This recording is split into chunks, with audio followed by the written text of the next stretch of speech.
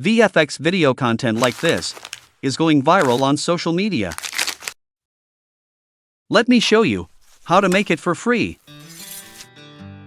First, open your browser, then search for Pika.AI on Google search, and select the first website, namely pika.art.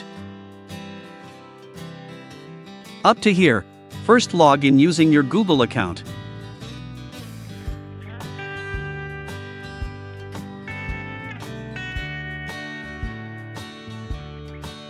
After successfully logging in, you can immediately try the Pika effects feature.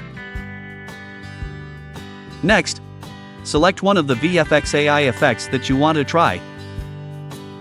For example, squish it. Tap on the image section, then import your photo into the project.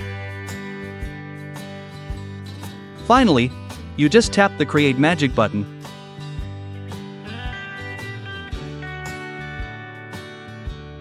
Then wait for the generating process to take place for a few minutes. After the process is complete, now you can download the results.